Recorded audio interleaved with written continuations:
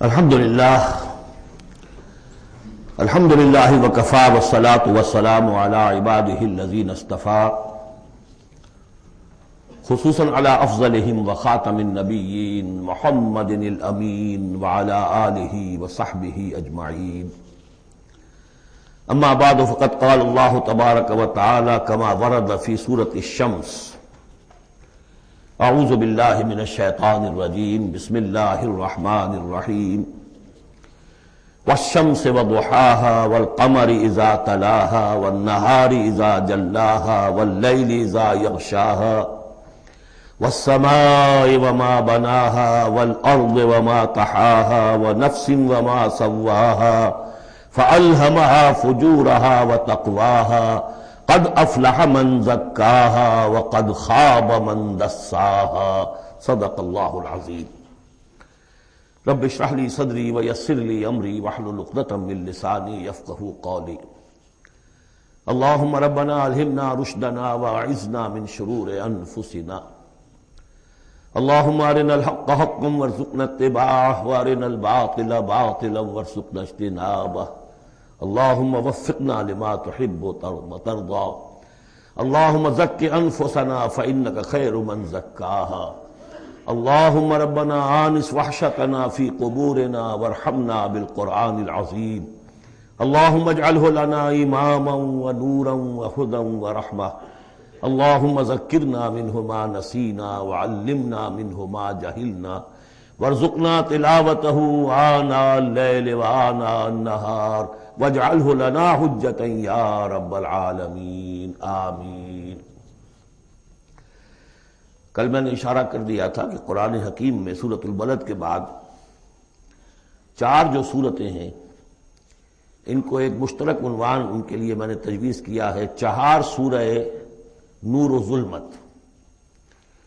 ان چار سورتوں کے شروع میں قسمیں ہیں، چنانچہ پہلی صورت میں قسموں کا حصہ بہت بڑا ہے، جیسے ہم نے پہلے دیکھا تھا سورہ تکویر میں اذا الشمس کورت سے چل کر 13 آیتیں چلی تھیں، اور اس کے بعد ایک آیت آئی تھی جس پر کہ ان سب چیزوں کو جا کر پھر مرکوز کیا گیا علمت نفس ما احضرت، لیکن سورہ انفطار میں صرف 4 آیتوں کے بعد وہ مضمون آیا اور زیادہ کھل گیا۔ وہی ترتیب یہاں ہے۔ اس میں یہ دیکھیے کہ 8 آیتیں آئیں گی کہ جس میں قسمیں ہیں، اور 2 آیتوں میں پھر جواب القسم ہے، کس بات پر قسم کھائی گئی ہے، اور وہ بڑا مرکزی مضمون ہے، بنیادی مضمون ہے۔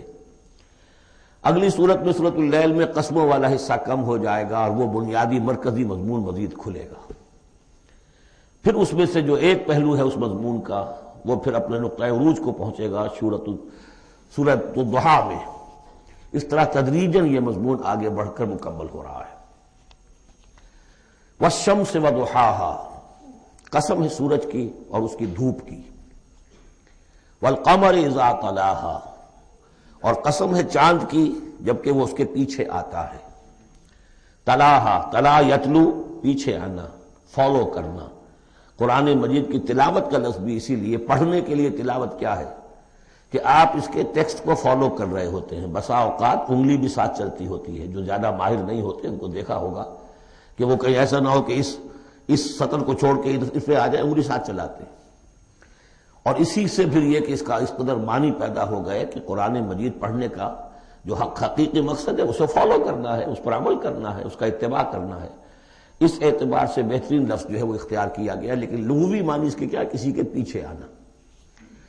تو قسم ہے سورج کی اور اس کے دھوپ چڑھنے کی، اور قسم ہے چاند کی جبکہ اس کے پیچھے آتا ہے۔ والنہار اذا جلاھا، اور قسم ہے دن کی جبکہ وہ اس کو روشن کر دیتا ہے۔ اگرچہ شکل تو یہ ہے کہ سورج سے دن روشن ہوتا ہے، لیکن یہاں اس میں بہت لطیف نکتہ پیدا کیا ہے کہ دن ہوتا ہے تو ہمیں سورج نظر آتا ہے، تو گویا کہ دن نے سورج کو نمایاں کیا ہے، اس لیے کہ آگے اس کا ہم بدن آ رہا ہے واللیل اذا یغشاھا، اور قسم ہے رات کی جبکہ وہ اس کو یعنی سورج کو ڈھانپ لیتی ہے۔ سورج کو رات نے ڈھانپ لیا، دن نے گویا کہ اس کو نمایاں کر دیا۔ والسماء وما بناها، اب دیکھیے جوڑے جوڑے آ رہے ہیں یہ، سورج اور چاند، دن اور رات۔ والسماء وما بناها، اور قسم ہے آسمان کی اور جو اسے بنایا، تعبیر کیا۔ والارض وما طحاها، اور قسم ہے زمین کی جب کہ اس کو پھیلا دیا، بچھا دیا، بچھونا بنا دیا، ونفس وما سواها، اور قسم ہے نفس انسانی کی اور جو اس کو بنایا اور درست کیا، اس کو نیک سکھ سے درست کیا، اس کا تسویہ کیا، اس کو سنوارا۔ فَأَلْهَمَهَا فُجُورَهَا وَتَقْوَاهَا، یہاں تک کہ اس کے اندر نیکی اور بدی کا علم الہامی طور پر رکھ دیا، الہام کر دیا اسے، اس کا فجور بھی اور اس کا تقوی بھی۔ اب یہاں قسم کھائی گئی قد افلح من زکاہا وقد خاب من دساہا، جس نے بھی اپنے نفس کو پاک کر لیا وہ کامیاب ہو گیا، اور جس نے اسے مٹی میں دفن کر دیا وہ ناکام ہو گیا۔ اصل مضمون یہ ہے مرکزی دو آیات کہ انسان کے پاس کوئی ایک امانت ہے، اس کا ایک نفس ہے جو اللہ نے اسے دیا ہے۔ اس نفس کو جس نے پاک کر لیا، سنوار لیا، بنا لیا، جس کے لیے ہم مختلف الفاظ استعمال کرتے رہے ہیں، تعمیر سیرت، تعمیر خودی، کریکٹر بلڈنگ، ایک انسان اپنی شخصیت کو بناتا ہے۔ تو جس نے تو صرف بنانا، لیکن اس کے علاوہ پاک کرنا، بنانا اس معنی میں کہ تمام رذائل سے اس کو پاک کیا جائے اور فضائل سے اسے سنوارا جائے، اسے منور کیا جائے، مزین کیا جائے۔ تو جس نے اپنے نفس کو پاک کر لیا، مزین کر لیا، فضائل سے مرصع کر لیا، مسجع کر لیا، وہ کامیاب ہو گیا۔ خواہ یہاں پر اس کے پاس جائیداد نہ بنی ہو، دولت اس کے پاس جمع نہ ہوئی ہو، دنیا والے اس کو جانتے بھی نہ ہو، وہ غیر معروف آدمی ہو، کچھ بھی ہو، یعنی ایک معیار ہے کامیابی ناکامی کا جو ہم لوگوں کے سامنے رہتا ہے۔ کامیاب کون ہے؟ زیادہ پیسے والا، زیادہ دولت والا، جو زیادہ پروفیشن میں شائن کر گیا، بزنس میں آگے نکل گیا، کسی بھی اعتبار سے۔ لیکن اس میں زور ہے قد افلح من زکاہا، اصل میں کامیابی اور فلاح تو اس کی ہے۔ اور یہ فلاح کے لفظ پر ہم غور کر چکے ہیں سورہ مومنون کے شروع میں، کہ یہی جو انسان کی اندرونی شخصیت ہے، انا یا خودی، جسے ہم کہتے ہیں سیلف، جس کو کہ پروفائڈ نے سیلف قرار دیا ہے، اس سیلف کو اپنی اڈ اور لیبیڈو کے تسلط سے آزاد کرانا اور پھر اس کو بلڈ کرنا، اس کو ڈیولپ کرنا، تعمیر خودی، یہی علامہ اقبال کا فلسفہ ہے۔ تو یہ ایسے ہی ہے کہ جیسے کہیں خزانہ تھا، آپ نے کھود کر اس میں سے خزانہ نکالا، تو یہ ہمارا سیلف جو ہے، ہماری خودی جو ہے، یہ بھی در حقیقت ہمارے اس حیوانی وجود کے اندر دفن ہے۔ اس حیوانی وجود کے اندر سے اس کو برآمد کرنا، جیسے کہ آم کی گٹھلی پھٹتی ہے تو اس میں سے دو پتے نکلتے ہیں تو اس سے آم کا درخت بننا شروع ہوتا ہے۔ اسی لیے وہ جو میں نے آپ کو وہ اس کا اپنشد کا جملہ بھی سنایا تھا کہ man is in his ignorance identifies himself with the material sheaths which encompass his real self۔ اصل خودی، اصل انا، اصل میں وہ کون ہے؟ یہ میرا وجود ہے، یہ میرا جسم ہے، یہ میرے ہاتھ ہے، یہ میرے پاؤں ہیں، لیکن میرا میں ایک پوزیسو موڈ میں ایک پروناؤن آیا ہے، تو جو پوزیس کر رہا ہے جسم کو وہ کون ہے؟ وہ ایک اس کی اندرونی لطیف شخصیت ہے، اسے انا سے، خودی سے، سیلف سے تعبیر کرتے ہیں، اور در حقیقت وہ عبارت ہے اس روح سے کہ جو اللہ تعالیٰ نے پھونکی ہے اس میں، وَنَفَخْتُ فِيهِ مِن رُوحِي۔ تو اس مٹی کے ڈھیر میں اس روح کو ڈالا گیا ہے، اس کو برآمد کرنا اور اس کو بنانا اور سنوارنا، یہ ہے اصل کام انسان کا۔ جو اس میں کامیاب ہو گیا وہ کامیاب ہو گیا۔ اور دسا یدسو ہم پڑھ چکے ہیں کہ جب کسی شخص کے ہاں اس زمانے میں، اس معاشرے میں کوئی خوشخبری آتی تھی کہ بچی پیدا ہو گئی ہے، تو ایک تو منہ چھپاتا پھرتا تھا وہ کہ بیٹی ہو گئی، میں بیٹی کا باپ شمار ہوں گا، اور سوچتا رہتا تھا کہ اسے میں اپنے پاس رکھوں، ام یدسھا فی التراب، یا اسے جا کے میں مٹی میں دباؤں۔ تو دسا یدسو، دبا دینا۔ تو یہ ہے کہ جس نے اپنی اس خودی کو اسی حیوانی وجود میں دبا دیا، ختم کر دیا، قد خاب من دساہا، وہ ناکام ہو گیا۔ اب اس حقیقت پر ایک تو میں نے آپ کو نوٹ کرایا تھا کل کہ سورۃ الاعلیٰ پڑھتے ہوئے میں نے کہا تھا کہ بعض مضامین جو ہیں جو ان صورتوں میں آ رہے ہیں وہ سورۃ الاعلیٰ میں ان کی اصل جڑ پڑ چکی ہے، اور اس کی آخری 6 آیتیں جو ہیں وہ کیا ہے؟ قد افلح من تزکا وذکر اسم ربہ فصلی بل تؤثرون الحیاۃ الدنیا والآخرۃ خیر وابقی ان ھذا لفی الصحف الاولی صحف ابراہیم وموسیٰ۔ قد افلح من تزکا، جس نے پاکیزگی حاصل کری وہ کامیاب ہو گیا۔ یہاں اسے مزید کھولا کہ اس کا برعکس کیا ہے؟ قد افلح من زکاہا وقد خاب من دساہا۔ اس پر گواہیاں لائی گئی ہیں کہ جیسے تمہیں پوری اس کائنات میں تضادات نظر آتے ہیں، رات ہے دن بھی ہے، آسمان ہے بلند زمین ہے پست، بالکل اسی طریقے سے انسان کا معاملہ بھی یہ ہے کہ اگرچہ ویسے تو شکل و صورت میں سب تقریباً ایک جیسے انسان ہیں، ہیومن بینگز ہیں، لیکن دو مختلف قسم کے راستوں پر یہ چل رہے ہیں۔ ایک راستہ وہ ہے کہ یہی حیوانی نفسانی خواہشات اور اسی کے اندر پوری زندگی جو ہے گزار دی اور اپنے اس اصل روح ربانی کو، اپنی اصل امانت الہیہ کو دبا دیا، گویا کہ چلتے پھرتی قبر بن گئے۔ اس کے لیے حیوان انسان چل رہا ہے، لیکن وہ انسان جو ہے وہ روحانی وجود اس کا وہ اس کے اندر دفن ہو چکا ہے۔ تو قد خواب من دساہا قد افلح من زکاہا، اس پر یہ ساری قسمیں کھائی گئی ہیں۔ سورج ہے تو اس کے ساتھ چاند ہے، دن ہے تو اس کے ساتھ رات ہے، اسی طریقے سے آسمان ہے تو اس کے ساتھ زمین ہے، اور یہ جو نفس انسانی ہے اسے اللہ نے بڑا سنوارا ہے، بنایا ہے۔ اس نفس کے اندر بھی ایک ودیت کر دیا ہے نیکی اور بدی کا شعور۔ یہاں لفظ روح نہیں آیا، نوٹ کر لیجئے اسے، وَنَفْسٍ وَمَا سَوَّاهَا، یعنی جو یہ نفس انسانی ہے اس کے اندر بھی ایوولوشن ہوئی ہے۔ یہ نفس جو ہے ایڈو یا لیبیڈو، یہ گدھے میں بھی ہے، کتے میں بھی ہے، گھوڑے میں بھی ہے، شمپنزی میں بھی ہے، لیکن یہ سارا نفس کا بھی تو ایوولوشن ہوا ہے۔ اس ایوولوشن کا جو مرتبہ آیا ہے انسان میں آ کر وہ یہ ہے کہ انسان میں اس کے اندر ایک حس پیدا ہو گئی ہے، مورل سینس، کہ کچھ چیزوں کو وہ سمجھتا ہے کہ یہ بری ہیں، کچھ چیزیں اچھی ہیں۔ اور یہ اتنا یونیورسل کانسیپٹ ہے کہ جس کو یوں سمجھیے کہ جس معاشرے میں جائیے سچ بولنا اچھا ہے، جھوٹ بولنا برا ہے۔ یہ کبھی ایسا نہیں ہوا کسی نے کہا ہو کہ جھوٹ بولنا اچھا ہے، سچ بولنا برا ہے۔ وعدہ کر کے پورا کرنا اچھا ہے، وعدہ خلافی کرنا برا ہے۔ جو شخص وعدہ خلافی کر رہا ہوتا ہے وہ بھی جانتا ہے کہ میں برا کام کر رہا ہوں، میرا اس کا ضمیر اس وقت اس کو ملامت کر رہا ہوتا ہے، جس کی قسم کھائی گئی ہے، لا اقسم بیوم القیامہ ولا اقسم بالنفس اللوامہ۔ یہ تمہارے اپنے اندر جو ہے مائی کانشنس از پنچنگ می، بھائی، کہ تمہارے اندر ایک اخلاقی حص ہے۔ یہ اخلاقی حص نفس انسانی میں ودیت شدہ ہے۔ روح میں جو کچھ ہے وہ تو اور بڑی شے ہے۔ روح انسانی میں تو معرفت خداوندی ہے اور محبت خداوندی ہے، دونوں چیزیں روح انسانی کے اندر موجود ہیں۔ ابھی یہاں سے نفس کی بات ہو رہی ہے۔ جیسے عالم خلق کے تمام جو مظاہر ہیں ان کو بیان کیا جا رہا ہے، سورج اور چاند عالم خلق کی چیزیں، عالم امر کی نہیں ہیں۔ رات اور دن عالم خلق کی چیزیں ہیں، آسمان اور زمین عالم خلق کی چیزیں ہیں۔ نفس بھی عالم خلق کی شے ہے، روح ہے عالم امر کی شے۔ تو نفس انسانی بھی نفس حیوانی سے ممتاز ہے بئی معنی کہ اس میں وہ ایک مورل سینس موجود ہے جس کی بنا پر اس کے اندر یہ شعور ہے، ودیت شدہ، الہام شدہ، الہمہا، الہام کر دیا اس میں کہ کچھ چیزوں کو وہ جانتا ہے یہ خیر ہیں اور کچھ کو جانتا ہے یہ شر ہے۔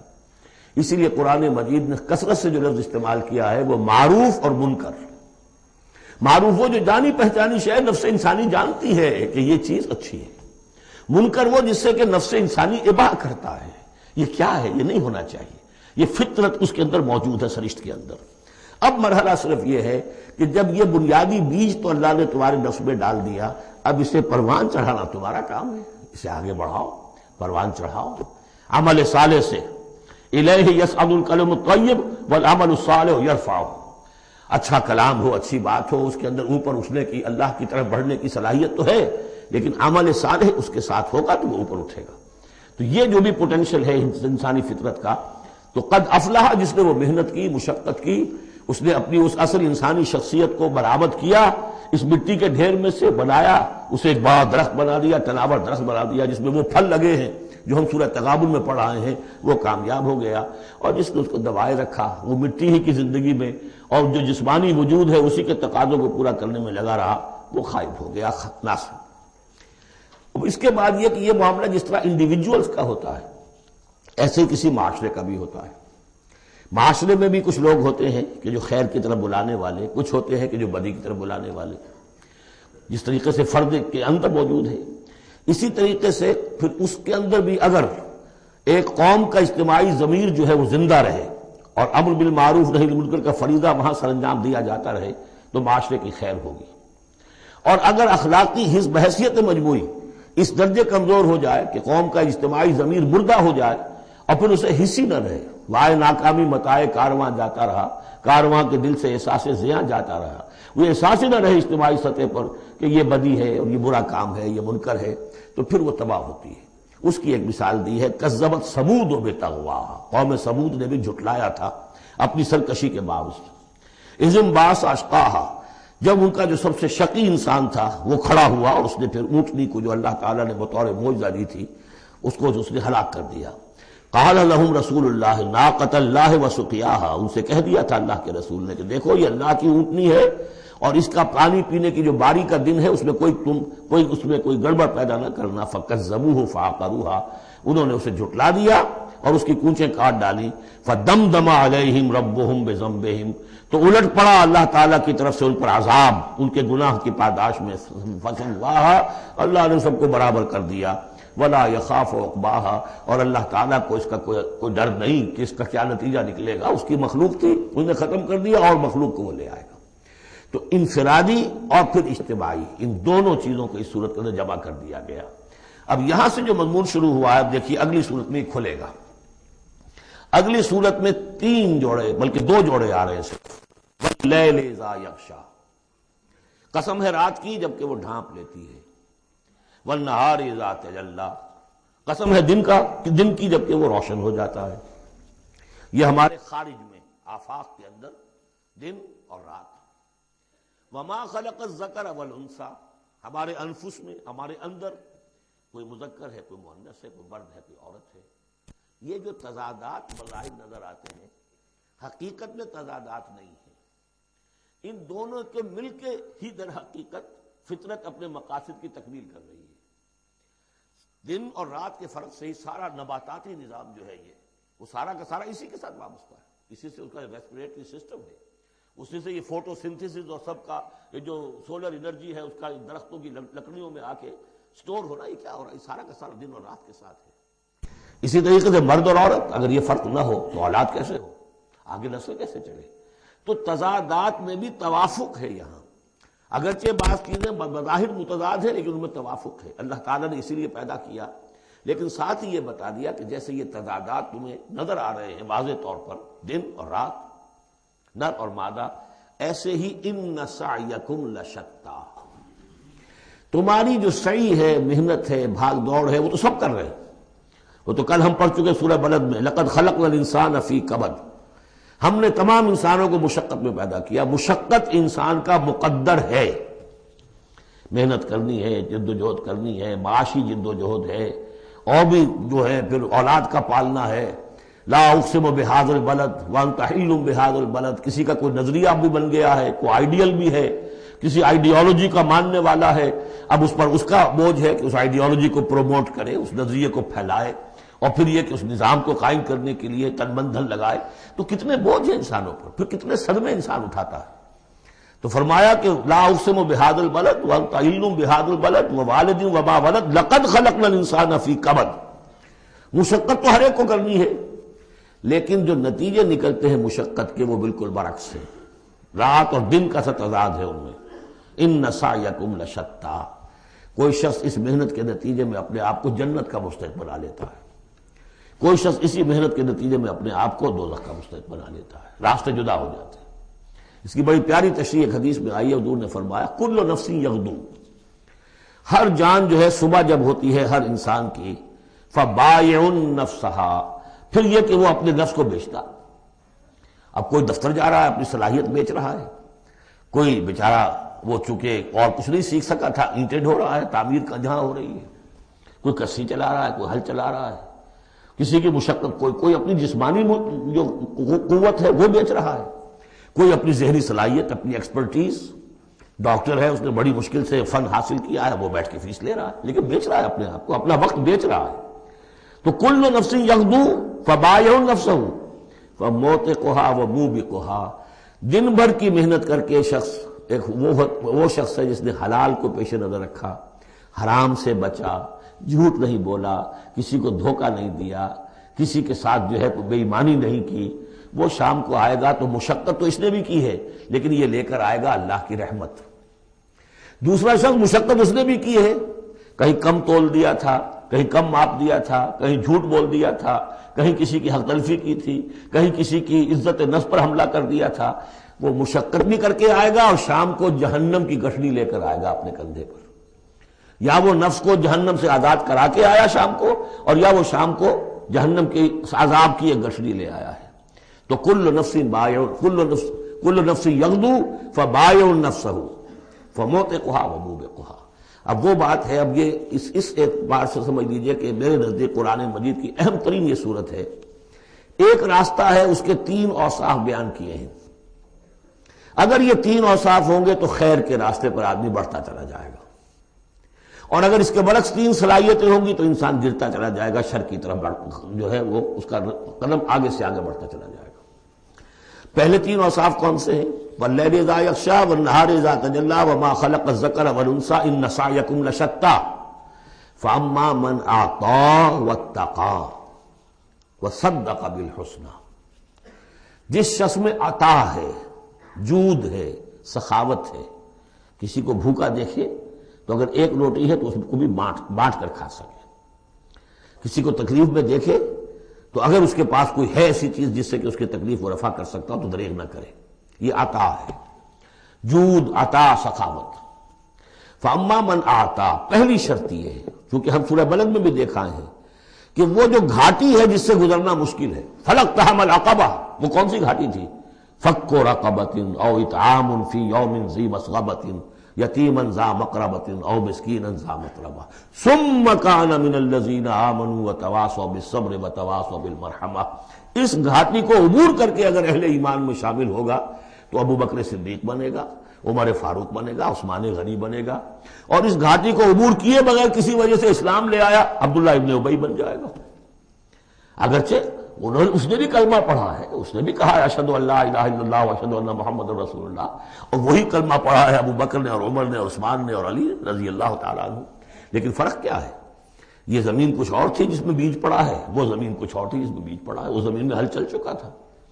تو فرمایا کہ پہلی شے کیا ہے، اور یہ آیت ہم پڑھ چکے ہیں 4 پارے کی پہلی آیت، لن تنالوا البر حتى تنفقوا مما تحبون. تم نیکی کے مقام تک رسائی حاصل نہیں کر سکتے جب تک کہ خرچ نہ کر سکو اللہ کے لیے اور اللہ کی مخلوق کے لیے، اور وہ چیز کہ جو تمہیں پسند ہو. یہ نہیں کہ جو اذکار رفتہ ہو گئی، بیکار ہو گئی، پرانی ہو گئی، دل سے اتر گئی، وہ دے دیا اور پھر سمجھا کہ ہم نے حاتم طائی کی قبر کو لات مار دی ہے. یہ نہیں. مما تحبون، نیکی کی گرد کو نہیں پہنچ سکتے. لن تنالوا البر حتى تنفقوا مما تحبون. تو پہلی شرط ہے اعطاء. دوسرا ہے واتقا. واتقا کیا ہے؟ وہی اخلاقی حس جو ہے وہ اگر بیدار ہے، نتیجہ کیا نکلے گا کہ وہ پھر نیکی کرنا چاہے گا، بدی سے بچے گا. وہی فالہمھا فجورھا وتقواھا. اگر یہ حس مر نہیں گئی ہے، یہ دفن نہیں ہو گئی ہے، اس کے اوپر حوث جو ہے اس کا غلبہ نہیں ہو گیا ہے، کوئی اور غلط جو ہے انسان کا رجحان اس نے اسے دبا کر نہیں رکھ دیا ہے، تو تقا اس کے اندر ہوگا. میں کسی کا دل نہ دکھا دوں، میں کسی کا حق نہ مار لوں. اس کے اندر ایک احساس ذمہ داری جو ہے وہ موجود رہے گا. اور تیسری شرط وصدق بالحسنی. جو بھی اچھی بات اس کے سامنے رکھی جائے اور اس کا دل گواہی دے دے کہ ہاں بات ٹھیک ہے، فوراً قبول کرے، تصدیق کرے. اس وقت یہ نہ کرے کہ یہ میں اگر مان لوں گا تو فلاں چیز چھوڑنی پڑ جائے گی، یہ اگر مان لوں گا تو فلاں کام کرنا پڑ جائے گا، یہ اگر مان لوں گا تو فلاں شخص ناراض ہو جائے گا، یہ اگر مان لوں گا تو مجھے یہ نقصان ہو جائے گا. اگر یہ سوچ کر رک گیا تو فیل ہو جائے گا. بلکہ یہ کہ جب دل نے گواہی دے دی کہ ہاں ٹھیک ہے، حق ہے، صحیح ہے، فوراً کہو دیکھیے جی آپ کی یہ بات، یعنی اس کو سمجھیے پریکٹیکلی. اگر آپ کسی بحثی میں بھی مبتلا ہو گئی کسی کے ساتھ، اور پھر یہ ہے کہ آپ نے کسی وقت محسوس بھی کر لیا کہ پلڑا اس کا بھاری ہے، بات اس کی صحیح ہے، لیکن ایک یہ کہ اڑے ہوئے کیسے مان لوں میں کہ میں ہار گیا. ایک یہ کہ شخص کہ ٹھیک ہے صاحب آپ کی یہ بات مجھے بالکل لگی ہے، ٹھیک ہے، ابھی اور غور کریں گے، سوچیں گے، چلیں گے آگے اور اس مسئلے پر، لیکن یہ بات آپ کی ٹھیک ہے. اس سے انسان کے اندر جو ہے پھر وہ ہم آہنگی پیدا ہوتی ہے، بات آگے بڑھتی ہے. لیکن یہاں سمجھ لیجئے کہ بنیادی طور پر یہ 3 اوصاف ہیں. فاما من آتا، بخل نہ ہو، اتقا اور اس کے اندر یہ اخلاقی حس بیدار ہو. نمبر 3، جو اچھی بات سامنے آئے اس کی تصدیق کر دیں. فَسَنُيَسِّرُهُ لِلْيُسْرَىٰ. تو ہوتے ہوتے ہم آسانی سے، اب یہ لفظ بھی آ چکا تھا سورہ علق میں وَنُيَسِّرُكَ لِلْيُسْرَىٰ، میں نے کہا تھا اس لفظ کو یہاں نوٹ کر لیجئے اور یہیں سے یہ بات آگے کھلے گی۔ فَسَنُيَسِّرُهُ لِلْيُسْرَىٰ، جس شخص میں یہ تین اوصاف ہوں گے ہم انہیں رفتہ رفتہ سب سے اونچی اور سب سے اچھی جو اس آسانی والی شاید منزل ہے جنت، وہاں پہنچا دیں گے۔ اب اس کے برعکس دیکھیے ترتیب، وَأَمَّا مَن بَخِلَ، اعطاء کے مقابلے میں بخل آ گیا، وَاسْتَغْنَىٰ، بے پرواہ ہے، اسے پرواہ ہی نہیں، دریا کو اپنی موج کی طغیانیوں سے کام، کشتی کسی کی پار ہو یا درمیان رہے، ہمیں سے کیا غرض ہے، وہ تو اپنی اس میں دھن میں لگے جا رہے ہیں، کسی کا دل مسل دیا، کسی کے جذبات کے اوپر جو ہے ٹھیس پہنچا دی، کسی کو کچھ کر دیا، کسی کا مال ہڑپ کر لیا، کسی کو اور کسی طرح سے اس کی عزت کے اوپر جو ہے کوئی حملہ کر دیا، چلے جا رہے ہیں۔ استغنا، انہیں یہ احساس ہی نہیں ہے کہ کوئی نیکی اور بری کا معاملہ بھی ہے اور مجھے سیدھے راستے پر چلنا ہے، برائی کے راستے پر نہیں۔ وَكَذَّبَ بِالْحُسْنَىٰ، اچھی بات پیش کی جائے جھٹلا دے، دل گواہی دے چکا ہے کہ بات اچھی ہے لیکن پھر جھٹلا دے، کسی تعصب کی وجہ سے، کسی ضد کی وجہ سے، تکبر کی وجہ سے، ہٹ دھرمی کی وجہ سے، فَسَنُيَسِّرُهُ لِلْعُسْرَىٰ، تو ایسے شخص کو ہم آہستہ آہستہ تدریجاً سب سے بڑی مشکل یعنی جہنم میں پہنچا دیں گے۔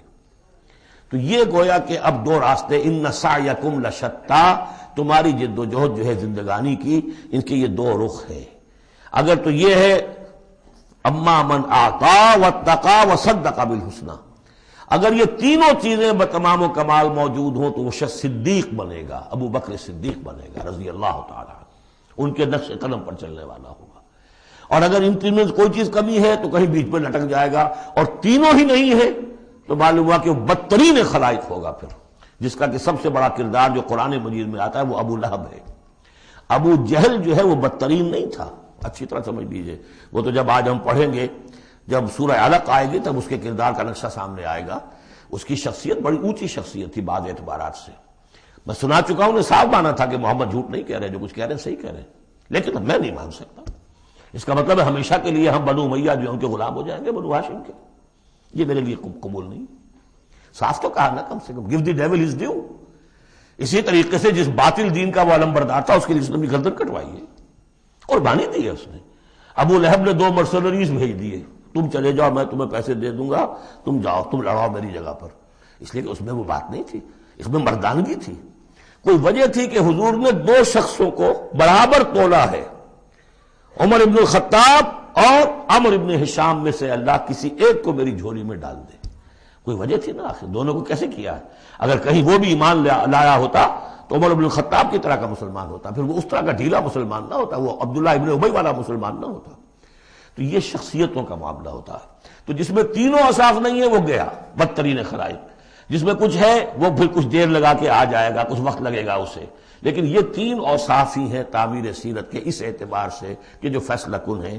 فَأَمَّا مَنْ أَعْطَىٰ وَاتَّقَىٰ وَصَدَّقَ بِالْحُسْنَىٰ فَسَنُيَسِّرُهُ لِلْيُسْرَىٰ وَأَمَّا مَنْ بَخِلَ وَاسْتَغْنَىٰ وَكَذَّبَ بِالْحُسْنَىٰ، بالکل اپوزٹ چیزیں، فَسَنُيَسِّرُهُ لِلْعُسْرَىٰ وَمَا يُغْنِي عَنْهُ مَالُهُ إِذَا تَرَدَّىٰ، اور اس نے جو مال جمع کیا ہوگا اپنے لیے وہ قطعاً کام نہیں آئے گا جب اسے گرایا جائے گا، گڑھے میں جب گرے گا جہنم کے۔ ان علینا للہدی، دیکھو انسانوں ہمارے ذمے ہے صرف ہدایت پہنچا دینا، یا اب اللہ تعالیٰ اپنے ذمے لے رہے ہیں، یہ ہمارے ذمے ہے کہ تمہیں راستہ دکھا دیں، سجھا دیں، یہ سجھا دینا ہمارے ذمے ہے۔ اس کے لیے ہم نے تمہیں جبلی ہدایت بھی دی ہے، اس کے لیے ہم نے تمہارے اندر اخلاقی حص بھی رکھ دی ہے، اس کے لیے ہم نے اپنی روح تم میں پھونکی ہے، اس میں ہماری معرفت اور محبت موجود ہے، اور پھر ان تمام چیزوں کی تکمیل کے لیے ہم نے نبی بھیج دیے، رسول بھیج دیا، کتابیں نازل کر دی، ہم نے اپنا ہدایت کا جو فرض تھا وہ ادا کر دیا۔ ان علینا للہدی وان لنا للآخرۃ والأولیٰ، پھر ہمارے ہی لیے ہے اختیار آخرت کا بھی اور اولیٰ کا بھی، دنیا کا بھی، پھر فیصلہ ہم کریں گے کہ کون اب اس قابل ہو گیا ہے کہ دنیا کو ان کے بوجھ سے پاک کر دیا جائے، زمین کو ان کے بوجھ سے آزاد کر دیا جائے، پوری قوموں کو ملیا بیٹ کر دیا جائے، فیصلہ کرتے ہیں۔ وہ پڑھ چکے پچھلی صورت میں، فَدَمْدَمَ عَلَيْهِمْ رَبُّهُمْ بِذَنبِهِمْ فَسَوَّاهَا، ایسے ہے کہ جیسے کسی باغ میں سے کوڑا کرکٹ جمع کیا جائے اور پھر اسے آگ دکھا دی جائے، اس لیے کہ اس باغ کے لیے بدنما داغ ہے۔ اب تو یہ کہ وہ انسان جو ہے کہ جو پھر اس حد تک ہدایت کے واضح ہو جانے کے بعد کہ نبی آ گیا، کتاب آ گئی، اور اس نے ماڈل پیش کر دیا اپنی زندگی کے اندر، پھر بھی نہیں مانا، تو پھر یہ جو بھی فیصلہ ہے وہ ہم کرتے ہیں۔ فَأَنذَرْتُكُمْ نَارًا تَلَظَّىٰ، دیکھو میں نے تمہیں خبردار کر دیا اس آگ سے جو بھڑک رہی ہے اور وہ منتظر ہے۔ لا یصلاھا، ہم دیکھ چکے ہیں کئی جگہ آیا ہے کہ وہ تو دھاڑ رہی ہے بھوکے شیر کی طرح، اسے تو چاہیے اپنی خوراک۔ لا یصلاھا الا الاشقی، نہیں پڑے گا اس میں مگر وہی جو بہت ہی بدبخت ہے۔ کیوں؟ کم بدبخت تو اگر ہوتا معاملہ تو اور ہوتا، یہ محمد کے آنے کے بعد بھی صلی اللہ علیہ وسلم جس کی حقیقت نظر نہیں آئی تو اس سے بڑا بدبخت تو کوئی ہے ہی نہیں۔ اس لیے کہ اگر کچھ اندھیرا ہو کچھ روشنی ہو آدمی ٹھوکر کھا جائے، چلیے بھائی کچھ اندھیرا بھی تھا، جھٹپٹا تھا، پوری روشنی نہیں تھی، نصف النہار پر سورج چمک رہا ہو اور آپ ٹھوکر کھائیں تو پھر قصور کس کا ہے؟ تو آپ کا ہے۔ اس اعتبار سے اب بعثت محمدی کے بعد صلی اللہ علیہ وسلم جس شخص نے اپنے آپ کو محروم رکھا وہ اشقا ہے۔ لا یصلاھا الا الاشقی الذی کذب وتولی، جس نے جھٹلایا ہے اور منہ پھیر لیا ہے۔ وَسَيُجَنَّبُهَا الْأَتْقَى، اور ہم بچا دیں گے یا بچا دیا جائے گا اس سے جو بہت ہی متقی ہے۔ اس آیت کے بارے میں تقریباً کنسنسس ہے کہ یہاں مراد حضرت ابوبکر ہے رضی اللہ تعالی عنہ۔ اتقا، وہ تینوں صفات بتمام و کمال جس میں تھے وہ ابوبکر تھے۔ یہی وجہ ہے کہ تصدیق بالحسنہ میں ایک لحظہ نہیں لگا۔ حضور فرماتے ہیں کہ میں نے جس کے سامنے بھی اپنی نبوت کی دعوت رکھی اس نے ضرور کچھ نہ کچھ توقف کیا، سوچا، سوائے ابوبکر کے کہ ایک لحظے کا توقف نہیں کیا۔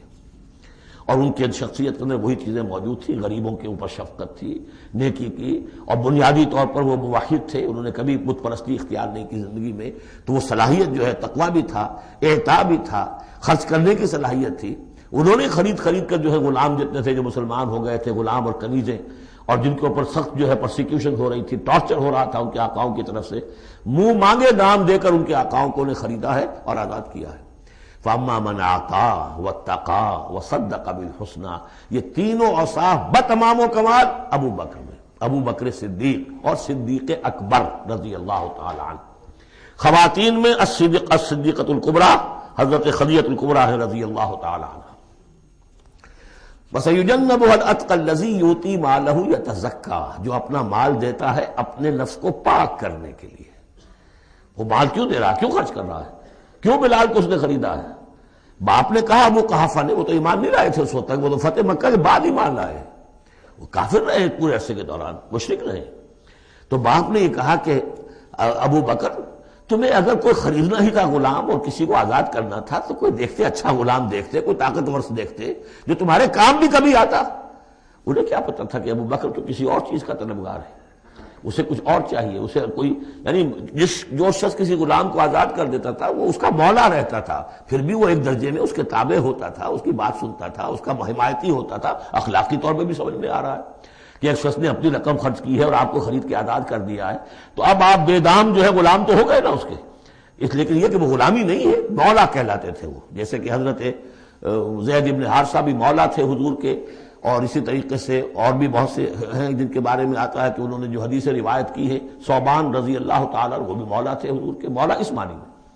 تو فرمایا کہ تم نے یہ کیا کیا، کس کو تم نے خریدا اور اتنی بڑی رقم دے دی؟ جو مانگا امیہ ابن خلف نے وہ بھی حیران رہ گیا، ٹھیک ہے لو، اس لیے کہ انہیں تو ابو بکر کو چھڑانا ہے اس پرسیکیوشن سے۔ الذی یؤتی مالہ یتزکیٰ وما لأحد عندہ من نعمت تجزیٰ، اور ایسا نہیں ہے کہ کسی اور کا اس پر کوئی احسان ہو جس کا وہ بدلہ چکا رہا ہو، نہیں، الا ابتغاء وجہ ربہ الاعلیٰ، صرف اپنے بلند و بالا پروردگار کی رضا جوئی کے لیے وہ خرچ کر رہا ہے۔ وَلَسَوْفَ يَرْضَىٰ، اور وہ ان قریب راضی ہو جائے گا۔ یہ ان قریب راضی ہو جائے گا کون؟ اللہ بھی راضی ہو جائے گا اور ابو بکر بھی راضی ہو جائیں گے۔ رضی اللہ عنہ ورضوا عنہ، جیسے ہم خطبے میں بھی کہتے ہیں رضی اللہ تعالی عنہ وارضاہ، اللہ تعالیٰ بھی راضی ہو جائے ان سے اور اللہ ان کو راضی بھی کر دے، ان کو بھی اتنا اجر و ثواب دے۔ وَلَسَوْفَ يَرْضَىٰ، اور میرے نزدیک یہاں مراد حضرت ابو بکر ہے، اس کا میں ثبوت آپ کو اگلی صورت میں دوں گا۔ اب دیکھیے پہلی صورت میں آیا تھا قد افلح من زکاہا وقد خاب من دساہا، 8 آیتیں تھیں، وہ تھیں قسموں پر مشتمل، لیکن اصل مضمون کیا تھا؟ نفس انسانی میں نیکی اور بدی کا شعور ودیت کر دیا ہم نے۔ اب جس نے اس کو بنا لیا، سنوار لیا، وہ کامیاب، جس نے اس کو دبا دیا، مٹی میں دفن کر دیا، وہ ناکام۔ اگلی صورت میں آگے راستہ بتا دیا. سنوارنے کا راستہ کیا ہے؟ اعطاء، تقوی، تصدیق بالحسنى. ان عادتوں کو کلٹیویٹ کرو اپنے اندر تو یہ راستہ جو ہے تمہارا جائے گا صدیقیت کی طرف اور اللہ تعالیٰ کی رضا کی طرف. اس کے برعکس اور صاف بخل، استغناء، پرواہ نہیں، کیا خیر کیا شر کوئی پرواہ نہیں. اپنی خواہشات کو پورا کرنا ہے، اپنی اشتہا جو ہے اس کو شہوت کو پورا کرنا ہے، حرام سے حلال سے اس سے کوئی بحث نہیں. اور یہ کہ بات سچی آئی، اچھی آئی اور دل نے گواہی دے دی پھر بھی اس کو رد کر دیا تو وہ دوسری منزل پہ نکل جاؤ گے. اب یہ جو پہلی منزل تھی اس کا نقطہ عروج کون ہے؟ ایک تو ابو بکر آ گئے اس میں، اور ان سے بلندتر رتبہ کس کا ہے؟ محمد الرسول اللہ صلی اللہ علیہ وسلم، معراج انسانیت. اب جو دو صورتیں آ رہی ہیں ان کا سارا تعلق کلیتاً محمد الرسول اللہ کے ساتھ ہے. یہ سیرت النبی کے اعتبار سے بھی بہت اہم ہیں دو صورتیں.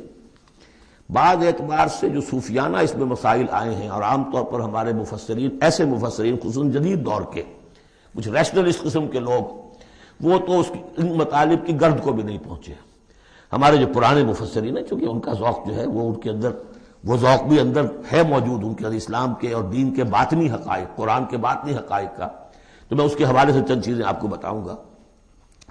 سورۃ الضحیٰ کا جو اس کا جو شان نزول ہے وہ یہ ہے کہ کچھ دنوں کے لیے، ایک تو بالکل شروع میں جو رک گئی تھی فترت وحی، اس کے علاوہ پھر ایک موقع آیا ہے کہ کچھ عرصے کے لیے بہت دن گزر گئے تو جبرائیل نہیں آئے اور آپ کے اوپر ایک شدید قسم کی جو ہے وہ پریشانی طاری ہو گئی. کچھ لوگوں نے بھی تانا دینا شروع کر دیا. کچھ عرصے سے محمد تم نے کوئی نئی وحی نہیں سنائی، کیا ہوا؟ تمہارا شیطان کیا چلا گیا بس؟ اب کوئی ایسا بھی بتایا گیا کہ ایک دفعہ کہیں متوا کے کئی راتوں تک آپ رات کو اٹھے نہیں، تو کہا وہ تمہارا شیطان تمہیں چھوڑ گیا ہے. کوئی ساتھ کے رہنے والی عورت جو تھی کہ رات میں نے سنی نہیں تمہاری کوئی پڑھنے کی جو تم پڑھا کرتے تھے، شاید شیطان تمہیں چھوڑ گیا ہے. خود آپ کو جس قدر ایک اشتیاق رہتا تھا کہ وہی آئے اور آپ کی وہ روح کو جو ہے مزید اور غذا اور تر و تازگی جو ہے وہ مسلسل ملتی رہے، اس کی وجہ سے یہاں تک آتا ہے کہ حضور فرماتے کہ اس درجے میں رنج اور غم میں تھا کہ میں سوچتا تھا کہ میں پہاڑ کے اوپر چڑھ کر اپنے آپ کو گرا دوں. بربنائے تب بشری، اس درجے حضور کے اوپر جو ہے یہ شاخ گزر رہا تھا کہ وہی کیسے بند ہو گئی. اور اس میں یہ بھی تھا کہ اللہ ناراض تو نہیں ہو گیا، کیا مجھ سے کوئی خطا تو ایسی نہیں ہو گئی، یہ سبب کیا ہوا ہے؟ یہ ہے وہ کیفیت کہ جس کے اندر یہ آیتیں نازل ہو رہی ہیں. اور اب آپ اس کو سمجھ لیجئے کہ اس کا نفسیاتی اور انسان کی باطنی کیفیات کے ساتھ کیا تعلق ہے. انسان پر دو طرح کی کیفیات طاری ہوتی رہتی ہیں. جیسے میں نے پہلے ایک دفعہ آپ کو بتایا صدیق اور شہید کے درمیان جو فرق ہے بنیادی، کہ کچھ بنیادی طور پر لوگ ایکسٹروورٹس ہوتے ہیں، کچھ بنیادی طور پر انٹروورٹس ہوتے ہیں. ایکسٹروورٹس کھیل کود بھاگ دوڑ، لوگوں سے ملنا جلنا، گفتگو ہے، اسے دھکا دے دیا اس سے مذاق کر لیا، اسی میں وہ خوش رہتے ہیں، بڑے مگن رہتے ہیں. تنہائی انہیں کاٹ کھانے کو دوڑتی ہے. اور ایک انٹروورٹس ہوتے ہیں کہ وہ مجلس وغیرہ کو نہیں ہوتے، اپنے تنہائی میں کہیں بیٹھے ہیں، غور و فکر کر رہے ہیں، سوچ بچار کر رہے ہیں. انہیں وہ مجلس سے زیادہ اپنا گوشہ تنہائی جو ہے وہ زیادہ عزیز ہوتا ہے. تو یہ دو مزاج اللہ نے بنائے ہیں. اسی طرح ہر انسان کے اوپر آلٹرنیٹلی کچھ کیفیات آتی ہیں جس کو ہم کہتے ہیں میرا موڈ آف ہے. ایک طرح کا قبض سا ہو جاتا ہے طبیعت میں بندش سی ہوتی ہے. کسی وقت اسی شخص کے اندر پھر انشراح سا ہو جاتا ہے، پھر ہنسنے بولنے کو جی چاہتا ہے، گفتگو کرنے کو جی چاہتا ہے. تو یہ کیفیت جب انسان کی روحانی زندگی سے متعلق ہو جائے تو اس کو پھر صوفیہ نے نام دیا قبض اور بسط. کبھی طبیعت میں انشراح ہے، انبساط ہے، طبیعت جو ہے وہ آبادہ ہے، ہر چیز میں روشنی کا پہلو آدمی دیکھ رہا ہے. ہر چیز کے اندر آپ کو معلوم ہے ایک تاریک رخ بھی ہوتا ہے کسی معاملے کا اور روشن رخ بھی ہوتا ہے. اس وقت انسان روشن رخ کو دیکھتا ہے. اور ایک وقت میں آتا ہے کہ طبیعت میں بندش سی لگ گئی ہے، جیسے اندر کوئی پکڑ لیا کسی نے. اب طبیعت جو ہے وہ بھی اپنے اندر وہ انقباض محسوس کر رہی ہے، اور پھر آدمی پیسیمسٹک ہو جاتا ہے، نا امید سا ہوتا ہے، پھر اسے ہر معاملے کا تاریک پہلو زیادہ نظر آنے لگتا ہے. تو یہ قبض اور بسط کی کیفیات ہیں. جب کبھی قبض کی کیفیت ہو، قاضی ثناء اللہ پانی پتی رحمۃ اللہ علیہ نے تفسیر مظہری میں لکھا ہے کہ قبض کی کیفیت میں اس صورت کا پڑھنا تریاق ہے. جس طرح حضور صلی اللہ علیہ وسلم کے لیے گویا کہ اس وقت جو وحی کا بند ہو جانا تھا وہ گویا کہ ایک طرح کے انقباض اور قبض کی کیفیت پیدا ہوئی تھی. اس میں اب اللہ تعالیٰ فرما رہے ہیں والضحیٰ، قسم ہے دن کے دھوپ چڑھنے کے وقت کی، واللیل اذا سجا، اور قسم ہے رات کی جبکہ وہ چھا جائے. یا ساکن ہو جائے. سجا کے دونوں معنی ہے سکون. اب دیکھیے ان دونوں کو کیوں لائے؟ اس لیے کہ صبح ہے، حرکت ہے، برکت ہے، چلنا ہے، دوڑنا ہے، ہر شخص جا رہا ہے، ادھر جا رہا ہے، ادھر جا رہا ہے. رات کو سکون ہو گیا، تاریکی چھا گئی اور شور سنگامہ ختم ہو گیا. لیکن یہ رات اور دن دونوں ضروری ہیں انسان کے لیے. یہاں کا نظام چلانے کے لیے اگر رات ہی رات ہوتی تب بھی یہ دنیا نہ چلتی، اور دن ہی دن ہوتا تب بھی نہ چلتا. تو رات بھی ضروری ہے. اسی طریقے سے نفس انسانی کے لیے کبھی کبھی قبض کا وقفہ بھی ضروری ہے. آپ اسے یہ نہ سمجھیں کہ اللہ تعالیٰ ناراض ہو گیا، یہ بھی ہماری تربیت کا ایک یوں سمجھیے کہ ایک جز ہے. ما ودعک ربک وما قلی، آپ کے رب نے آپ کو رخصت نہیں کیا ہے، نہ ہی وہ آپ سے ناراض ہوا ہے. وَلَلْآخِرَةُ خَيْرٌ لَكَ مِنَ الْأُولَىٰ، اور اس کے بعد جو وقت آئے گا اس قبض کے بعد وہ پہلی سے بھی بہتر ہوگا. اور میں حیران ہوتا ہوں کہ کیسے غالب نے وہ بات کہی ہے کہ جو بالکل ترجمانی ہے اس کی، رکتی ہے میری طبع تو ہوتی ہے رواں اور. یعنی یہ کہ جب میری طبیعت کے اوپر کبھی کبھی رکاوٹ سی آ جاتی ہے، اب شعر جو ہے اچھے نازل نہیں ہو رہے، لیکن جب وہ رکاوٹ سے میں نکلتا ہوں، اس قبض سے نکلتا ہوں، رکتی ہے میری طبع تو ہوتی ہے رواں اور. اس لیے کہ اس قبض کے بعد جب مرحلہ آتا ہے انبساط کا اور انشراح کا تو وہ ایک قدم آگے ہوتا ہے آدمی، اس پہلی کیفیت سے ایک درجہ جو ہے اس کا بڑھ چکا ہوتا ہے. وَلَلْآخِرَةُ خَيْرٌ لَكَ مِنَ الْأُولَىٰ، یقیناً پچھلی ہر گھڑی، ہر ساعت اور ہر قبض کے بعد آنے والا انبساط آپ کے لیے پہلے سے اونچا درجہ لے کر آئے گا. وَلَسَوْفَ يُعْطِيكَ رَبُّكَ فَتَرْضَىٰ، ان قریب آپ کا رب آپ کو اتنا کچھ دے گا، اتنا کچھ دے گا، آپ کی محنتوں کے وہ نتائج سامنے آئیں گے کہ آپ راضی ہو جائیں گے. اب دیکھیے پچھلی صورت ختم ہوئی تھی وَلَسَوْفَ يَرْضَىٰ، یہاں ہے وَلَسَوْفَ يُعْطِيكَ رَبُّكَ فَتَرْضَىٰ. صرف ضمیر کا فرق ہے، کیونکہ صدیق پر وحی نہیں آتی، براہ راست خطاب نہیں کیا جا سکتا، وہاں وہ صیغہ جو ہے وہ غائب کا ہے وَلَسَوْفَ يَرْضَىٰ. اور چونکہ نبی وہ ہے جس پر وحی آ رہی ہے، براہ راست مخاطب ہے، تو وَلَسَوْفَ يُعْطِيكَ رَبُّكَ فَتَرْضَىٰ، آپ کا رب اتنا کچھ دے گا کہ آپ راضی ہو جائیں گے. اب یہ کہ اسی قبض کی حالت میں پھر اللہ تعالیٰ اپنے احسان جتا رہا ہے، اور یہ بہترین ہے. کبھی طبیعت پر ڈپریشن ہو اس طرح کی اور قبض کی کیفیت ہو تو آدمی یاد کرے کس کس مرحلے پر اللہ نے میری دستگیری فرمائی، کن کن مراحل پر اللہ تعالیٰ نے مجھے مشکلات سے نکالا، اس سے وہ حوصلہ بڑھتا ہے. اور اس کو بھی سمجھیے کہ اسی انداز میں الم یجد کا یتیما فآویٰ، یہ سیرت النبی کے بڑے اہم حصے ہیں جو اس میں آ گئے ہیں. آپ کی پیدائش یتیمی میں، پوسٹیومس چائلڈ، باپ تو پہلے فوت ہو چکا ہے، دادا ہے 2 سال کی عمر میں وہ بھی گئے، پھر 6 سال کی عمر نہیں 6 سال کی عمر میں والدہ گئی، 8 سال کی عمر میں دادا گئے. اور وہ یعنی جو آپ نے دیکھا ہے ابتدائی زمانہ زندگی کا تو وہ یتیمی کا. الم یجد کا یتیما فآویٰ، کیا اس نے اے محمد آپ کو نہ پایا کہ آپ یتیم تھے، پھر پناہ دی، آپ کے لیے بندوبست کیا، دادا کے دل میں جو شفقت ڈالی، پھر آپ کے تایا زبیر کے دل میں جو شفقت ڈالی. بدقسمتی سے ہماری تاریخ میں چونکہ بہت زیادہ عمل دخل رہا اہل تشیع کا، تو عبد المطلب کے بعد فوراً ابو طالب کا نام آتا ہے، حالانکہ یہ غلط ہے تاریخی اعتبار سے. عبد المطلب کے بعد کافی عرصے تک زبیر جو آپ کے تایا تھے وہ سرپرست تھے، پھر ان کے انتقال کے بعد ابو طالب کا معاملہ آیا، لیکن ان کو بیچ میں سے غائب کر دیا گیا. بہرحال اللہ تعالیٰ جو بھی کسی کے دل میں ڈالتا ہے، آخر ابو طالب کے دل میں محبت ڈالی تو کس نے ڈالی؟ وہ ہم پڑھ چکے ہیں سورہ طٰہٰ میں، وَأَلْقَيْتُ عَلَيْكَ مَحَبَّةً مِّنِّي. حضرت موسیٰ علیہ السلام کی موہنی صورت کے اوپر اللہ تعالیٰ فرماتے ہیں ہم نے اپنی محبت کا پرتو ڈال دیا کہ تمہیں دیکھنے کے بعد وہ قتل کرنے کے ارادے سے باز رہ گئے، ان کے ہاتھ شل ہو گئے. ایسی موہنی صورت، اسے قتل کر لیں. وَأَلْقَيْتُ عَلَيْكَ مَحَبَّةً مِّنِّي وَلِتُصْنَعَ عَلَىٰ عَيْنِي، یہ ہوا ہے. تو فرمایا الم یجد کا یتیما فآویٰ ووجدک ضالا فہدیٰ. اور پھر جب آپ شعور کی پختگی کو پہنچے اور غور و فکر کا مرحلہ آیا، حقائق میں انسان کو سوچ بچار کا مرحلہ آیا اور آپ کو دیکھا کہ آپ تلاش حقیقت میں سرگرداں ہیں تو ہدایت دی. وہ آگے آ جائے گا، بہت قریب پہنچ گئے ہم. اقرأ بسم ربک الذی خلق وہ مرحلہ جب آئے گا. ووجدک عائلا فاغنیٰ، اور پایا آپ کو تنگ دست تو غنی کر دیا. کس طرح سے راستہ پیدا کیا ہے. خدیجہ الکبریٰ رضی اللہ تعالی عنہا نے جو بھی ان کے آپ کے محاسن دیکھے کتنی گرویدہ ہوئی ہیں. بڑے بڑے سردار قریش کے جو ہے ان سے نکاح کے خواہش مند تھے، انہوں نے خود جو ہے اپنی لونی کے ذریعے سے پیغام دیا ہے حضور کو. تو یہ ساری چیزیں جو ہے ان کی ساری دولت جو ہے وہ پوری کی پوری انہوں نے لا کر حضور کے قدموں میں ڈال دی ہے. وَوَجَدَكَ عَائِلًا فَأَغْنَىٰ فَأَمَّا الْيَتِيمَ فَلَا تَقْهَرْ. تو اے نبی تقاضے ان تینوں چیزوں کے کیا ہیں؟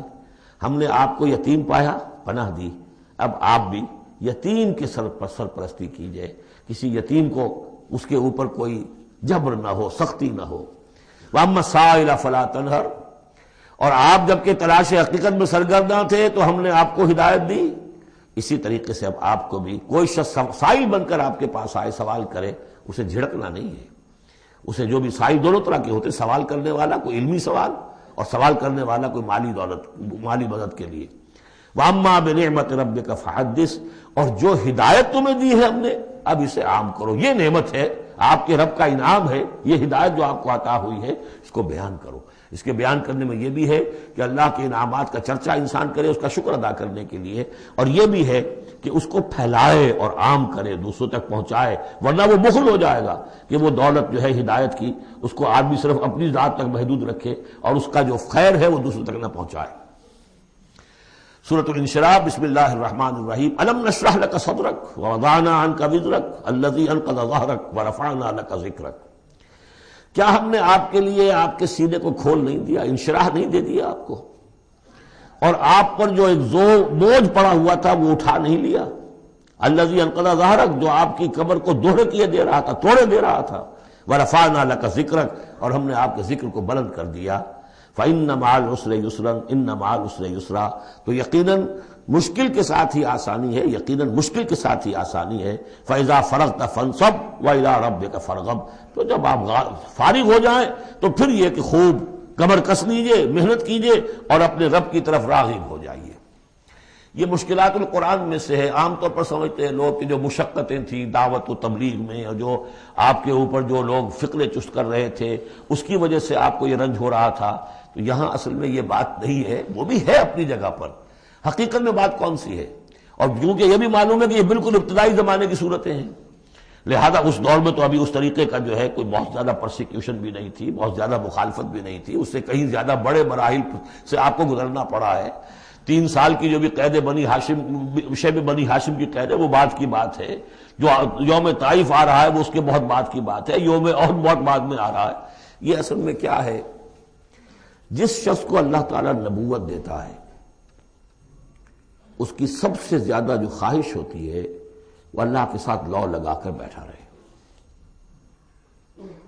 اور رسالت کا فریضہ ایسا ہے کہ جاؤ خلق خدا کو ہدایت کا راستہ دکھاؤ. اب کہاں وہ کیفیت؟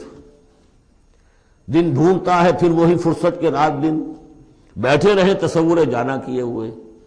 کہاں اللہ کی طرف رخ کر کے اللہ کا بندہ کھڑا ہے رات کے وقت. کیا اس کی کیفیت ہے، اس کے قلب کی، اس کی روح کی؟ کیا انشراح ہے، کیا انبساط ہے، کن بلندیوں پر اس وقت وہ ہے، کس روحانی وسعتوں کے اندر جو ہے وہ اس وقت تیراکی کر رہا ہے. اور کب جا رہے کسی نے کہہ دیا پاگل ہے، کسی نے کہہ دیا کہ یہ تو مجنون ہے. دیکھو ذرا یہ شخص ہے جو کہتا ہے آپ کے معبودوں کو کہ یہ غلط ہے. اب اس کا ایک تقدر ہو رہا ہے دل کے اوپر. کہاں وہ کیفیت؟ علامہ اقبال نے اسے لکھا ہے، 4th لیکچر ہے ان کا جو خطبات میں سے. شیخ عبد القدوس گنگوہی رحمۃ اللہ علیہ کا قول دیا ہے. وہ کہیں کسی کیفیت میں بیٹھے ہوئے تھے اسی طرح مراقبے میں، اچانک اقامت کی آواز آ گئی. اب جماعت کھڑی ہو رہی ہے تو وہ آرہا کھڑا ہونا ہے، تو نماز میں تو جانا ہے.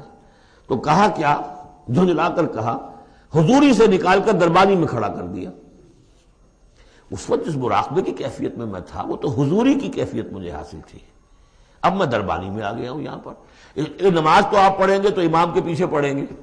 اس نے کہا اللہ اکبر تو کرنا ہی ہے رکوع، چاہے ابھی آپ کے دل چاہ رہا ہے اور قرآن پڑھا جائے تو کیسے ہوگا؟ تو اس کا حکم ماننا آپ نے. آپ چاہ رہے ہیں سجدے میں پڑے رہے ابھی سر نہ اٹھائیں، لیکن وہ تو کہے گا اللہ اکبر، تو سر آپ نے اٹھانا ہی ہے. تو وہ ایک اور نظام ہے، وہ نظام با جماعت ہے. اس سے ایک جماعت کی تشکیل جو ہے وہ مطلوب ہے، اور ایک ہے انسان کا اپنا روحانی طرف ہو، اس کے کچھ اور تقاضے ہوتے ہیں. تو جیسے حضرت موسیٰ سے کہا گیا، ہر دفعہ آپ نے دیکھا اذهب الى فرعون انه طغى، اور وہ اگر وہیں پر رہتے ڈیرا لگا دیتے، ہر وقت گفتگو ہو رہی ہے، مخاطبہ مکالمہ مل رہا ہے، تو جو لذت اس میں تھی، اس کے اندر جو ہے وہ جو مشقت ہے وہ یہ تھی رفتہ رفتہ پھر آپ کا مزاج اس کا خوگر ہوا ہے. اور پھر یہ کہ جب اللہ تعالیٰ نے اس میں بہت سے لوگوں کو بھی شامل کر دیا، پھر وہ جو تسکین پیدا ہوئی کہ ایک شخص وہ ہوتا ہے جو اکیلا. اس کو مولانا روم نے بڑی خوبصورتی سے وضاحت سے، اگرچہ وقت کا مجھے احساس ہو رہا ہے کہ وہ تو گھنٹہ پورا ہو رہا ہے اور ہم نے تو ابھی یہ 4 صورتیں ختم نہیں کی، کہ یہ بارش کا ایک بتایا ہے مثال کہ بارش میں ایک مرحلہ ہوتا ہے کہ سمندر سے بخارات اوپر جا رہے ہیں، نہایت صاف شفاف، اس میں تو کوئی کدورت نہیں ہوتی، وہ تو ڈسٹلڈ واٹر جا رہا ہے. وہ اوپر گیا، پھر وہ گیا، اس نے بارش کی شکل اختیار کی. جب بارش کو بن کر وہ گرا ہے تو اس نے اب فضا کو بھی دھو دیا، تو فضا کی کدورت اپنے اندر لی نا. فضا کو صاف کر کے وہ آیا نیچے، زمین کا بھی گند صاف کرتا ہے، صاف کر کے اور وہ گند لے کے دریا میں شامل ہوا، اور پھر گیا اور سمندر میں جا کر گند اس نے وہاں چھوڑا، پھر وہ پاک ہو کر صاف ہو کر بڑی ہی یعنی لطیف شکل میں پھر یہ ہو رہی ہے. یہ ہے ایک سیر الی اللہ، اللہ کی طرف بڑھا جا رہا ہے. رات کو اللہ کا بندہ کھڑا ہے اور اللہ سے مناجات ہو رہی ہے. یہ وہ ہے بخارات کا اوپر اٹھنا، نہایت پاکیزہ لطیف کیفیت. اور جب آپ آئے ہیں تو بارش کے مانند ہیں، اب آپ دھو رہے ہیں، تو جو دھو رہے ہیں اس سے خود اپنے آپ کو بھی تقدر ہوتا ہے. کسی نے کچھ کہہ دیا، کسی نے کچھ کہہ دیا، کسی نے کچھ کہہ دیا، کسی نے فکرہ چست کر دیا. اب آپ کو ضرورت ہے کہ پھر ذرا اپنے آپ کو بھی صاف کریں دوبارہ، پھر رات کو کھڑے ہو جائیں. سیر الی اللہ، سیر فی اللہ، سیر عن اللہ الی اللہ، یہ جو ہے جو تبلیغ کا اور فریضہ رسالت ہے، یہ بھی سیر الی اللہ ہے نتیجے کے اعتبار سے، لیکن اس وقت عن اللہ ہے، اللہ کی طرف تو پشت ہو گئی. اب دیکھیے جب آپ نماز میں کھڑے ہیں تو رخ کدھر ہے؟ اللہ کی طرف. جا رہے ہیں تبلیغ کے لیے تو اللہ کی طرف تو پشت ہو گئی. اب تو آپ جا رہے ہیں تو خلق کی طرف آپ کا رخ ہے، اللہ کی طرف تو پشت ہے. اس حوالے سے وہ عروج ہے، یہ نزول ہے. اور یہ نزول جو ہے یہ بڑا شاق گزرتا ہے کسی ایسے شخص پر جسے عروج کی لذت حاصل ہو گئی ہو. یہ ہے وہ سختی. الم نشرح لک صدرک ووضعنا عنک وزرک الذی انقض ظہرک ورفعنا لک ذکرک فإن مع العسر یسرا ان مع العسر یسرا فإذا فرغت فانصب.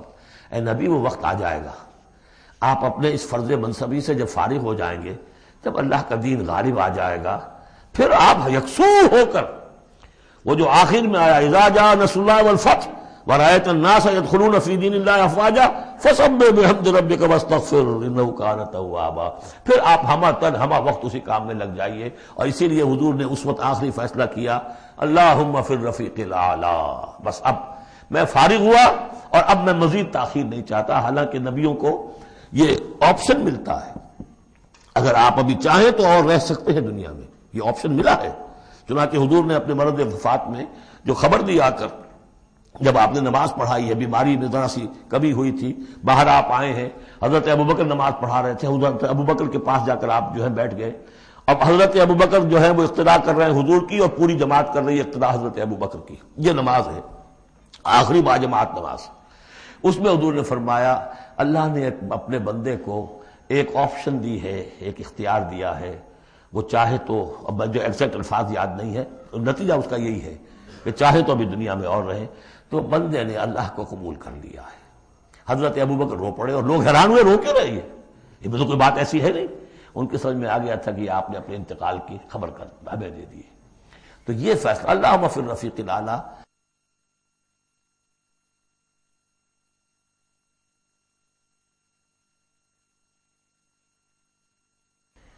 یہ جو شاخ گزر رہا تھا نا، یہ جو دنیا کے اندر معاملہ دعوت و تبلیغ، یہ اس روحانی جو ربط ہوتا ہے اللہ کے ساتھ، اس کے اعتبار سے اس میں رکھنا پڑتا ہے. کہاں وہ کیفیت، کہاں یہ کیفیت. اور اس کی وجہ سے جلدی آپ نے فرمائی، میں سمجھتا ہوں کہ اگر ابھی جو لوگ، یہ اتنا عظیم انقلاب برپا ہوا تھا عرب میں، اور یہ رأیت الناس يدخلون فی دین اللہ افواجا، ان کی ابھی بڑی تربیت کی ضرورت تھی. یہ تربیت کے مراحل ابھی ان کے پورے نہیں ہوئے تھے. یہ تو صرف مکے اور مدینے کے لوگ تھے جو آپ کی تربیت سے اس طریقے سے بہرہ اندوز ہوئے اور ان مستفید ہوئے. یہ جو پورا عرب جو ہے ایمان لے آیا، اور ان کو تو آپ کی تربیت کا بھی وقت نہیں ملا.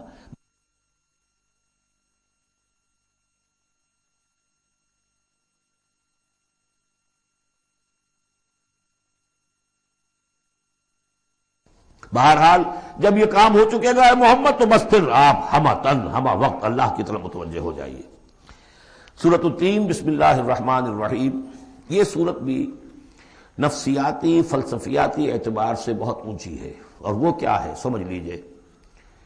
جب کبھی اللہ کا بندہ کوئی جس کی اخلاقی حس بیدار ہو، بات وہیں سے چل رہی ہے، اخلاقی حس، الہمہا فجورہا و تقواہا، وہ اگر کسی بگڑے ہوئے معاشرے میں بیٹھ کے دیکھتا ہے کہ ہر جگہ پر خود غرضی ہے، ظلم ہے، ہر جگہ پر ہم دیکھ رہے ہیں جھوٹ ہے، دھوکہ ہے، فریب ہے، زیادہ بیان کرنے کی ضرورت ہی نہیں، خود ہمارا جو معاشرہ ہے اس کی بہت بڑی مثال موجود ہے، شاید بڑی ہی نمائندہ جو مثال ہے دنیا کے اندر اس چیز کی، اس پہ کوئی غور کر رہا ہے تو غور کر کے بالآخر بسا اوقات انسان اس درجے پر پہنچتا ہے کہ انسان ہے ہی بہت حقیر اور بہت گندی مخلوق، اس میں خیر ہے ہی نہیں، خیر کا کوئی پہلو نہیں۔ اور یہ میں آپ سے عرض کر دوں، آج کے سارے جو ماہرین نفسیات ہیں ان سب کا حاصل یہی ہے کہ انسان میں کوئی اعلیٰ شے ہے ہی نہیں، یا پیٹ ہے، یا اس کی شہوت ہے، یا حب تفوق ہے، یا اینیمل انسٹنکٹس ہے، کسی خیر کا مجھے کسی بھی جو بھی ہو آپ کا سائیکالوجسٹ کو بتا دیجئے کہ وہ کسی خیر کا بھی آپ کے اندر کوئی سراغ لگا کر بتا سکے۔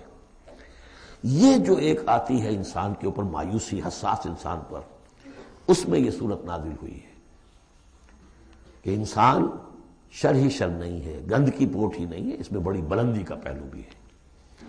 والتین والزیتون، گواہ ہے انجیر اور گواہ ہے زیتون، وطور سینین، اور گواہ ہے وہ پہاڑ طور سینا، وہذا البلد الامین، اور گواہ ہے یہ شہر امین، امن والا شہر۔ لقد خلقنا الانسان فی احسن تقویم، ہم نے تو انسان کو بہت بلند حساب پر، بہت عمدہ تخلیق پر بنایا تھا۔ اب قسموں کا اس کے ساتھ ربط کیا ہے؟ تین، انجیر، یہ اس علاقے میں کثرت سے ہوتی تھی، اور کہتے ہیں کہ اس پہاڑ کا نام بھی جبل تین تھا، جہاں حضرت نوح علیہ السلام نے دعوت و تبلیغ کی 9.5 برس تک، 950 برس تک۔ زیتون اس پہاڑی کا نام ہے، اور وہاں زیتون کے درخت تھے جہاں حضرت مسیح علیہ السلام نے سرمن آف دا ماؤنٹ، مشہور پہاڑی کا آواز، اسی پر آپ کے زیادہ تبلیغی مباحث ہوئے ہیں۔ طور سینین تو واضح ہے، حضرت موسیٰ علیہ السلام کو جہاں ہم کلامی حاصل ہوئی۔ ھذا البلد الامین، اور یہ امن والا شہر جس میں محمد الرسول اللہ دعوت و تبلیغ کے فریضہ سر انجام دے رہے ہیں۔ ان شخصیتوں کو، اصل میں ان مقامات سے مراد یہ شخصیتیں ہیں۔ اگر کسی کا خیال یہ کہ انسان میں کوئی خیر ہے نہیں تو دیکھیں ہمارے بندے نوح کو، یاد کریں ہمارے بندے عیسیٰ کو، یاد کریں وہ بھی تو انسان تھا، موسیٰ جو رب سے ہم کلام ہوا تھا، اور دیکھ لیں اس بندے محمد کو صلی اللہ علیہ وسلم جو اس بلد امین میں نظر آ رہا ہے۔ کیا تمہیں ثبوت نہیں مل جائے گا کہ انسان میں تو بڑی عظمت رکھی تھی ہم نے؟ یہ دوسری بات ہے، آپ اپنے آپ کو حیوان ہی سمجھ لیں، حیوان بنا لیں۔ فَلَا تَكُونُوا كَالَّذِينَ نَسُوا اللَّهَ فَأَنسَاهُمْ أَنفُسَهُمْ، یہ تو آپ کا کام ہے، آپ نے کیا ہے، یہ گراوٹ تو آپ کو ملی ہے۔ حقیقت میں اللہ تعالیٰ نے بنایا تھا، وہ تو بہت اونچے مقام پر بنایا تھا۔ آدم مسجود ملائک، آدم خلقتہ بیدی، اپنے دونوں ہاتھوں سے بنایا ہے۔ وَلَقَدْ كَرَّمْنَا بَنِي آدَمَ وَحَمَلْنَاهُمْ الْبَرَّ وَالْبَحْرَ، یہ ساری آیات جو اتری قرآن مجید میں، تو انسان سرشت کے اعتبار سے کچھ کمزور ہے، فطرت کے اعتبار سے بہت بلند ہے۔ یہ میں دونوں الفاظ بار بار استعمال کرتا رہا ہوں، اب ان تمام چیزوں کی وضاحت ممکن نہیں ہے۔ اس کا روحانی وجود سب سے اونچا ہے، اس کا حیوانی وجود بہت نیچے ہے۔ اصل میں اس حیوانی وجود میں آ کر یہ نیچے چلا گیا ہے۔ والتین والزیتون وطور سینین وھذا البلد الامین لقد خلقنا الانسان فی احسن تقویم، ہم نے انسان کو بنایا تھا بہترین حساب سے۔ ثم رددناہ اسفل سافلین، اب اسے اس جسد حیوانی میں ڈال کر در حقیقت نیچے پہنچا دیا گیا ہے۔ تو اب کیا کرنا ہوگا؟ اب اوپر اٹھنا ہوگا۔ اوپر اٹھنے کے لیے محنت کرنی پڑتی ہے۔